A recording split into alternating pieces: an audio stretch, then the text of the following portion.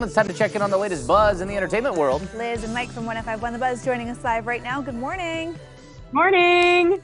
Morning, guys. Good morning. All right, so yeah, let's stay golden. Let's talk Golden Globes. Awards season kind of unofficially kicked off last night. Who were the big winners? I mean, there were a lot of big winners, but it kind of felt like nobody showed up. So if you watch the ceremony, a lot of the people that won, they had to do that. So-and-so's not here to accept their award. I'm accepting on behalf. And it was Amanda Seyfried, who won for Best Actress in a TV Limited Series, Zendaya for Best Actress in a TV Drama, Kevin Costner for Actor in a TV Drama, Cate Blanchett, an Actress for a Drama. And so you were just like, is anybody here? Bueller? Bueller. It felt a little awkward at one point, but then there were some big winners that came out. You know, coming up for Best Movie Drama was The Fabelmans. And a lot of times they say you can use the Golden Globes to kind of start to predict what may or may not happen at the Oscars later on. In the award season. And I feel like this is a case of La La Land where all of us regular people found it boring, but Hollywood loves stories about Hollywood. Okay. So that one won. And Steven Spielberg won for Best Director on it. You know, you had Best TV Series Drama, House of Dragon. Best Comedy was Abbott Elementary for TV, which I watched that one. I like that. That's a cute show, yeah. And they did have some relatable stuff in there. You know, there was some winners from Black Panther. Angela Bassett won for Supporting Actress, which I think was really cool. But in general, it kind of just was like, did everybody show up? And then Austin Butler won for the Elvis movie, which I have a little bit of a pet peeve with him. That movie was great. He's fabulous. Why is he still talking with a Southern accent, though? He is not from the South. He never, he got into character for Elvis, and he never really got out of character. It's really interesting. If you listen to clips of him before and after that movie, he doesn't sound like that.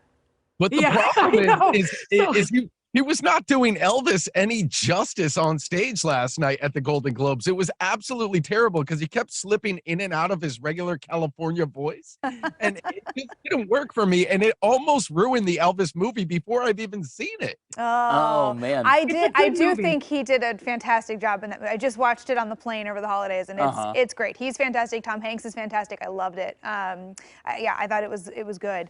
I will say my one bright spot of the night was Jennifer Coolidge. We do not deserve this woman. She's just my absolute favorite human. She won for her role on White Lotus, and she's just a delight. I just love her so much.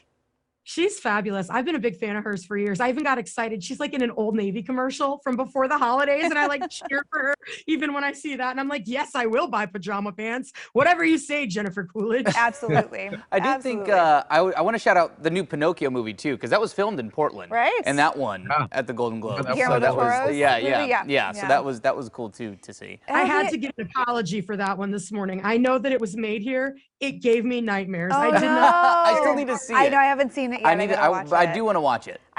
It'll be interesting to see if The Fabelmans cleans up this year. I haven't seen it yet, but I think you're right on the money, Liz, where it's going to be one of those kind of insider Hollywood movies. And if anyone has the network to campaign for award season in Hollywood, it's Steven Spielberg. So, we'll see. All right. Well, another name. Speaking of the song we came back in from break with was Harry Styles.